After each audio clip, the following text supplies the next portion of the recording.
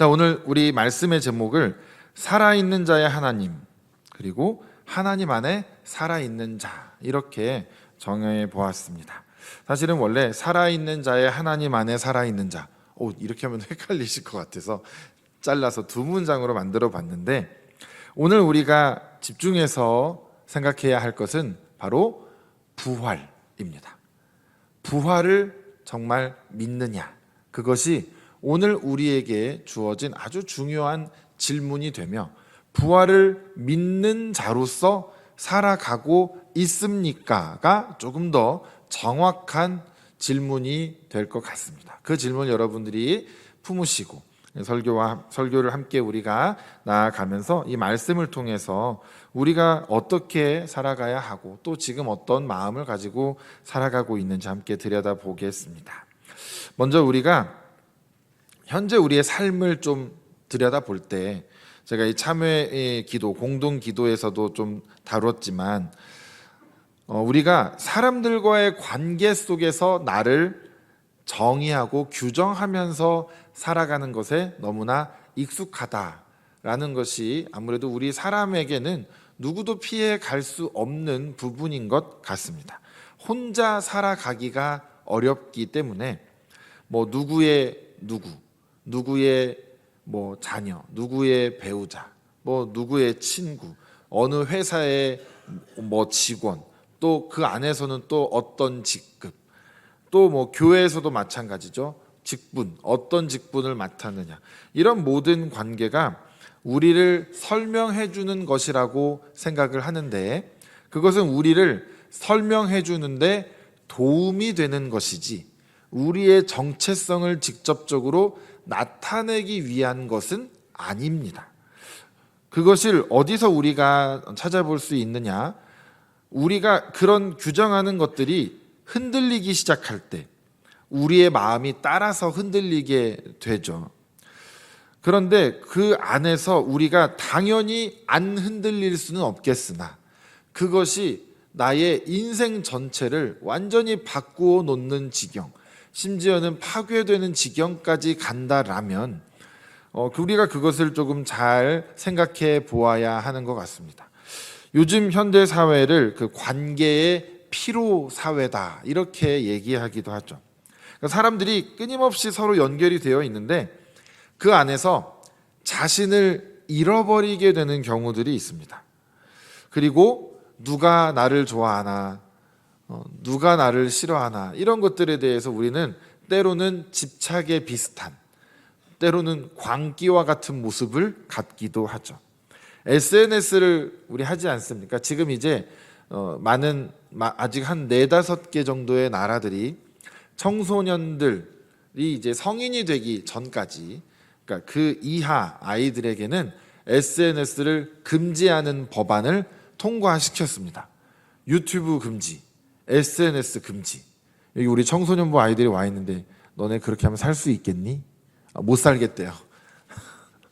너네는 태어났을 때부터 유튜브가 있는 세상에서 살았기 때문에 없는 세상을 상상을 할 수 없을지도 모릅니다. 사실 우리 성인 현재 제 나이를 기준으로 보자면, 제가 중학교 때 스타크래프트를 할 수 있는 게임방이 생기기 시작했고요. 중3 때쯤에 제 친구들과 고등학교에서 스타크래프트라는, 말하자면 PC방, 요즘 말하는 그곳에 게임도 하고, 휴대폰을 들고 제가 대학교를 다녔습니다. 제가 부자라서가 아니라 다 들고 다녔습니다. 그때쯤부터. 그러니까 그 전까지, 저는 고등학교 때까지 삐삐를 썼습니다. 그러니까 이제 우리 아이들은 전혀 상상할 수 없는 세상을 우리는 살아왔고, 이제 저보다 연배가 더 많으신 분들은 삐삐는커녕, 그렇죠, 유선전화도 나중에 안내양을 통해서 하는 유선전화를 쓰시던 분들까지 가면 전보를 기다리며 소식을 듣고 이런 시대를 사셨던 분들이, 요즘 아이들 SNS 한 번 열면은 모두의 소식을 금방 볼 수 있는 이 세상. 그러니 관계가 너무나 밀접하게 들어와 있습니다. 우리는 내가 그 정보를 받기 전까지는 그냥 내 세상에 살아갑니다. 늘 누구와 연결되어 있지 않습니다. 약속 장소요, 나가서 장소 서로 말 한마디 잘못 서로 잘못 알아들어가지고 전혀 다른 장소에서 뭐 한두 시간 기다리다가 돌아오는 경우들도 있고, 시간을 잘못 기억했는데 연락할 방법이 없어가지고 계속 기다리다가 들어오는 경우들도 있고. 옛날에 그런데 요즘은 어떻습니까? 바로 SNS, 뭐 문자, 뭐 바로 전화하거나 어디야 빨리 나와 나 좀 뭐 이러면서, 심지어는 어떻게 합니까? 출발하면서부터 연락을 취하잖아요. 그러면 쟤가 늦게 나오면 나도 맞춰 나가야지 뭐 이러면서 언제쯤 도착하는지 시간을 파악해 가면서 정확한 시간에 도착해야 마치 내가 이기는 것처럼 생각하면서, 내가 먼저 도착하면 지는 거다, 마치 이런 맥락으로 아주 면밀하게 상대방의 소재와 생각까지 막 파악하면서 살아가려고 합니다. 반대로 우리도 그렇게 파악당하면서 살아가고 있죠.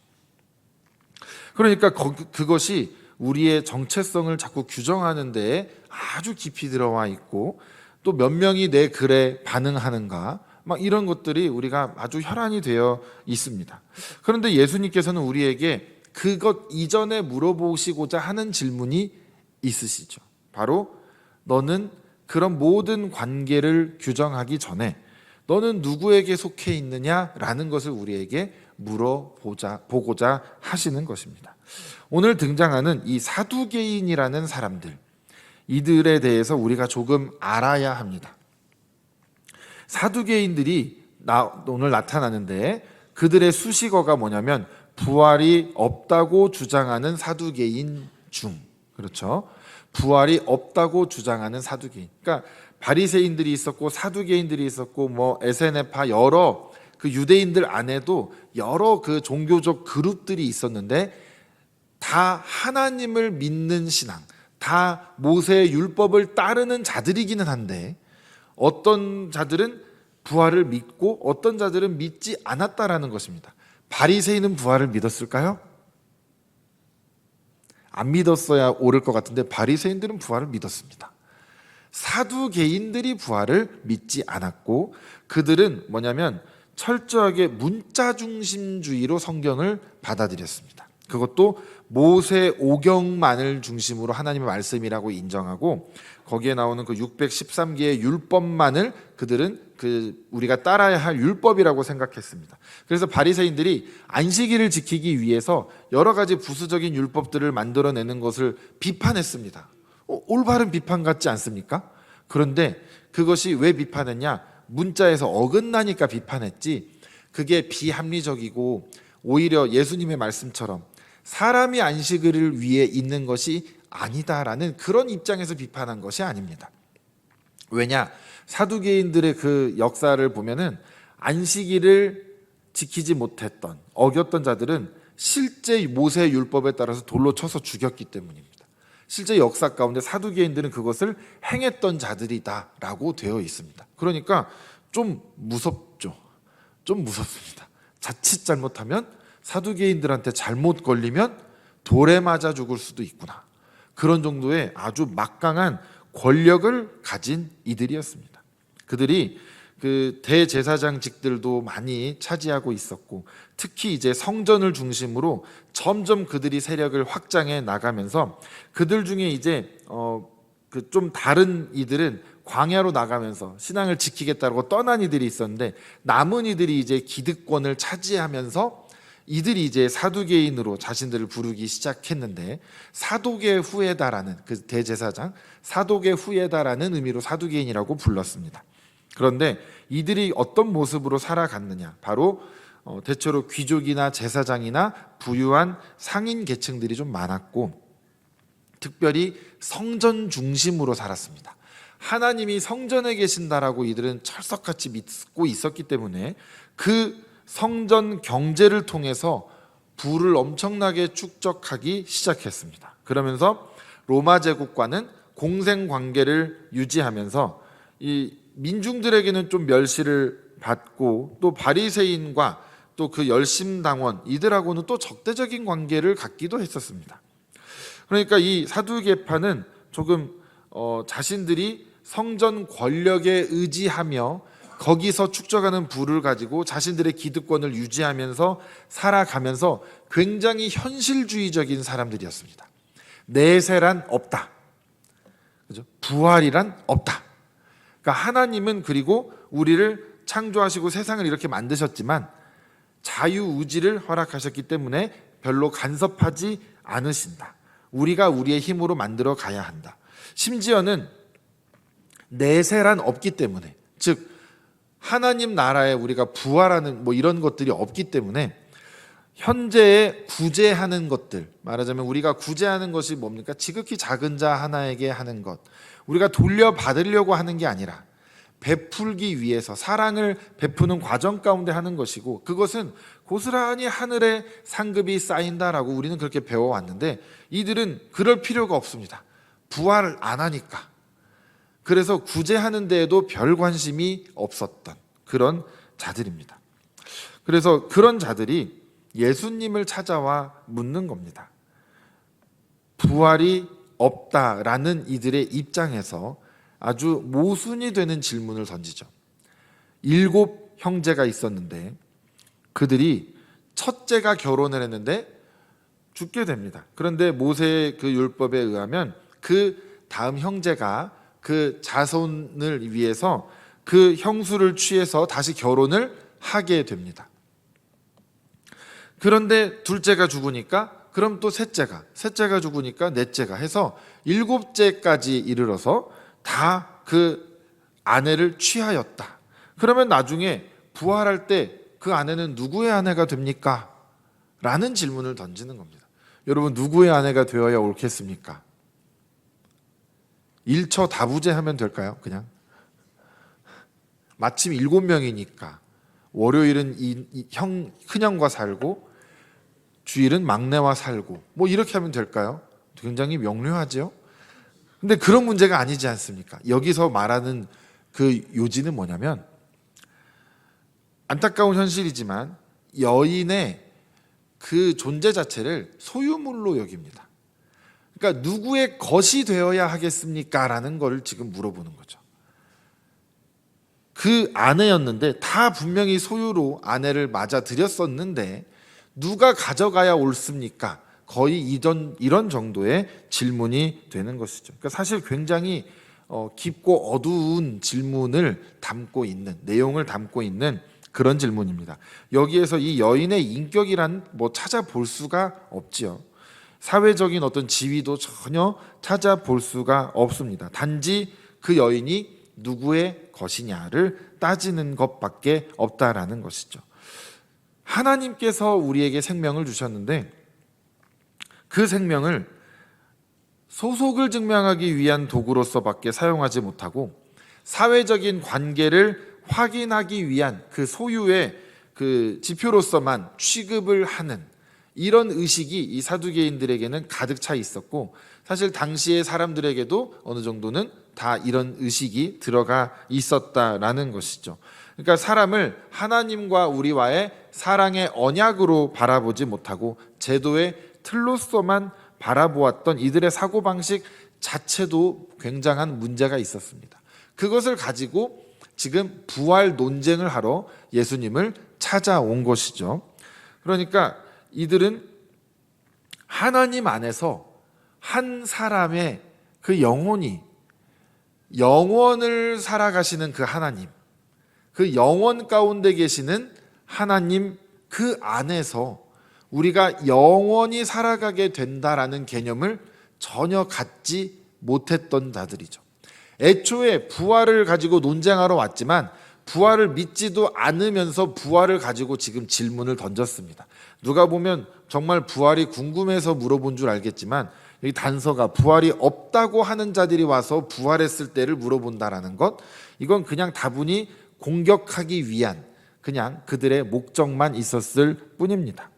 그런데 그들은 부활을 믿지 않았기 때문에 우리가 태초 전부터 하나님께서 우리를 계획하셨고 우리를 이 땅에 보내셨고 하나님의 말씀 가운데 소명을 받아 살아가다가 이제 우리가 다시 하나님의 부름을 받아서 이 세상을 떠나게 되고 이제 나중에 하나님의 품에 안겨서 예수님의 품에 안겨서 영원한 그 나라에 들어가게 될 때가 분명히 있다. 예수님께서 다시 오실 때 우리는 죽은 자들 가운데서 다 일어나서 부활하게 되어서 그 영원한 나라에 함께 살아가게 된다. 그럼 자, 하나님은 시간 안에 존재하시는 분이 아니십니다. 맞죠? 우리는 이해할 수도 없지만 그냥 말을 그렇게 하는 거죠.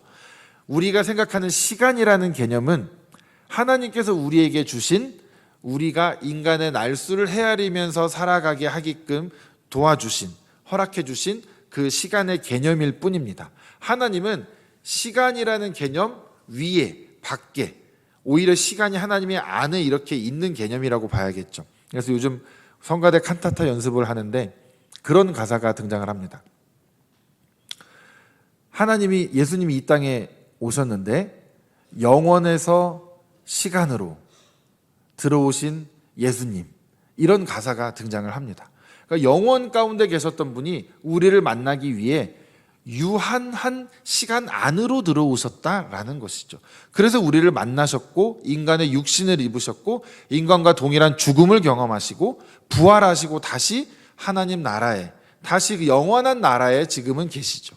그런데 자, 그럼 그 하나님은 영원을 살아가고 계시는 분인데, 산다라는 표현도 좀 우리는 이상하지만 영원으로 계시는 그 분이신데 우리는 어떻습니까? 유한한 존재일까요? 우리도 영원을 사는 존재일까요? 대답을 잘하셔야 사두개인이냐 아니냐가 판가름 나는 지금 중요한 순간. 자, 힌트를 드립니다. 태초 전부터 하나님께서 우리를 계획하셨고 우리를 이 땅에 보내셨고, 그 하나님을 우리가 믿게 될 때 하나님께서 우리를 다시 하나님 나라로 부르셔서 하나님과 함께 영원히 살게 하십니다. 그럼 우리는 언제부터 있었고 언제까지 있을 존재들일 것 같습니까? 우리도 영원을 사는 존재인 것 같지 않습니까? 맞죠? 분명 에베소서에 등장합니다. 태초 전부터 너희를 하나님께서 계획하셨다. 이런 존재가 존재하진 않았을지 모르나 하나님의 계획 안에 우리는 분명히 있었습니다. 내가 인식하지 못하고 우리가 영적으로 뭐 살아있고 이런 거 저는 알지는 못하지만 어쨌든 현재 이 모습은 아니었죠. 하지만 하나님의 계획 안에 우리는 분명히 존재했었는데 그것이 하나님이 이 세상을 창조하시기 전이다. 그리고 영원을 살아계시는 하나님께서 이제 우리를 다시 죽은 자들 가운데서 일으키셔서 우리와 함께 영원한 나라에 거하시겠다고 하셨으니까 우리는 이제 영원을 살아가는 존재들이 되는 것입니다. 그렇게 볼 때 이 사두개인들의 이 의식은 얼마나 좁은, 아주 편협한, 아주 근시안적인 시선을 가지고 살아가는 것인지 우리가 볼 수 있는 것이죠. 단지 우리가 영원을 살아보지 못했기 때문에 우리도 막연하게 상상만 할 뿐, 우리가 정말 그들을 볼 때 어디 뭐 영화의 한 장면처럼 500년, 600년, 뭐 1000년을 산 사람이 고작 20대들의 고민을 가지고 아이고 좋을 때다 뭐 이런 느낌일까요? 그것보다 더 큰 개념이기 때문에 우리가 이해할 수가 없죠. 그런데 죄송합니다만 70, 80 이렇게 그래도 한평생 이렇게 살아오신 분들 입장에서 20대, 30대가 막 고민하는 걸 보면 어떠십니까? 내가 저 때로 돌아갈 수만 있다면 나는 그런 일쯤은 문제도 안 될 텐데. 직접 말을 하시면 안 돼요. 대신 젊은 사람들 상처받거든요. 왜냐하면 우리는 그게 인생의 가장 큰 문제입니다. 제가 얼마 전에 들은 얘기인데 고3 수험생들이 대학을 실패하고 잘 안 됐을 때 야, 인생에 있어서 대학이 전부가 아니야. 야, 그거 괜찮아. 그거 괜찮아. 그런데 평생을 대학만을 보고 살아온 20살 아이들, 19년을 그것만 보고 살아온 애들에겐 대학이 전부가 맞습니다. 그 아이들은 지금 그거 하나 때문에 죽고 싶을 만큼 괴롭고 너무 힘듭니다. 인간관계가 다 끊어질 것 같고 난 이제 망한 인생 같이 느껴지거든요.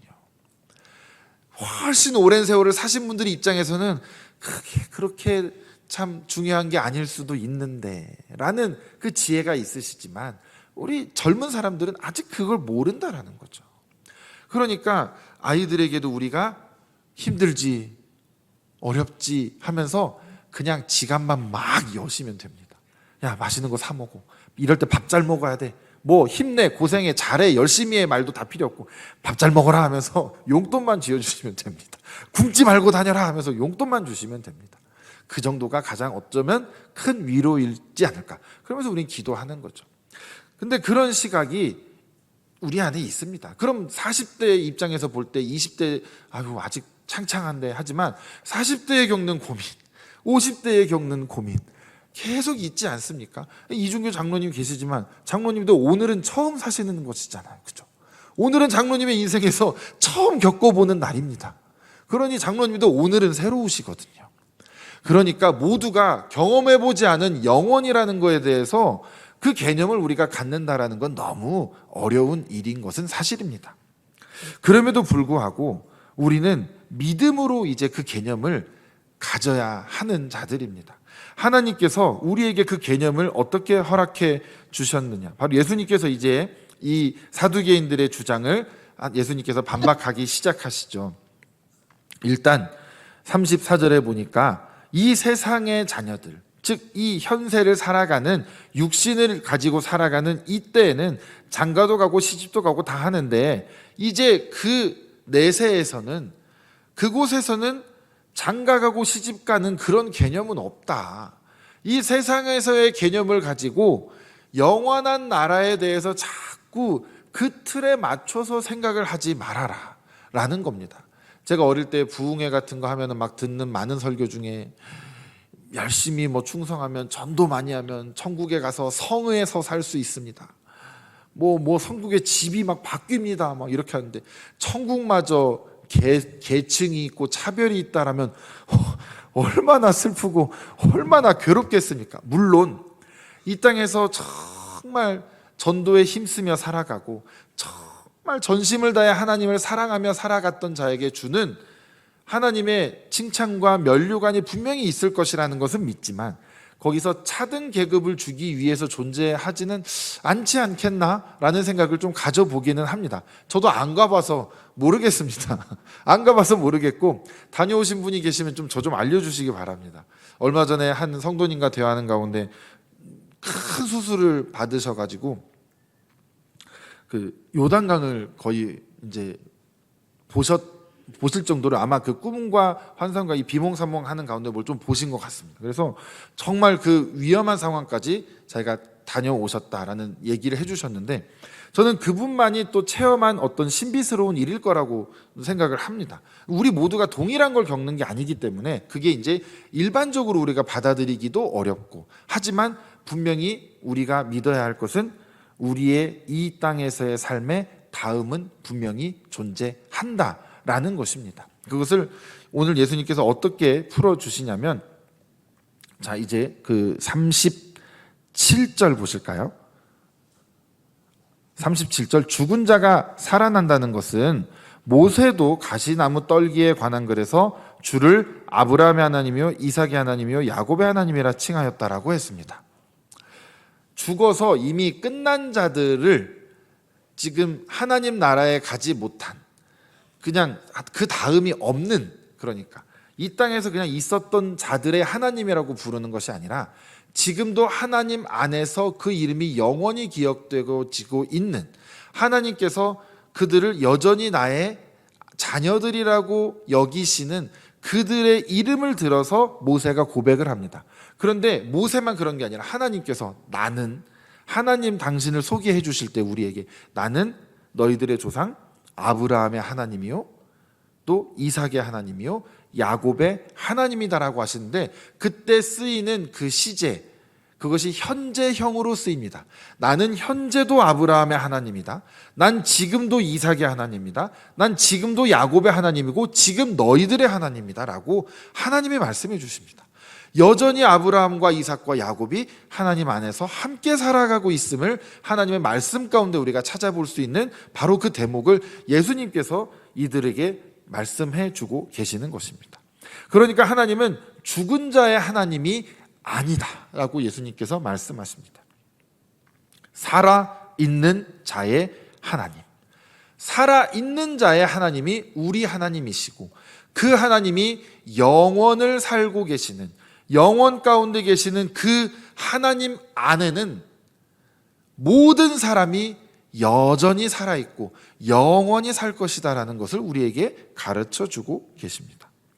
그러니까 그 하나님을 우리가 믿게 될 때, 이 예수님의 말씀을 믿게 되는 순간 우리도 이 땅에서의 짧은 생에서 우리의 인생이 끝나는 것이 아니라 그 다음 훨씬 더 긴, 이거는 진짜 점 하나에 불과한 이 인생, 그것보다 영원이라는 그 삶 가운데 우리가 들어가게 되는 것입니다. 그것을 믿지 않는 자들은 그 영원 가운데 들어갈 수가 없습니다. 사두개인은 거기에 들어갈 수가 없었겠죠.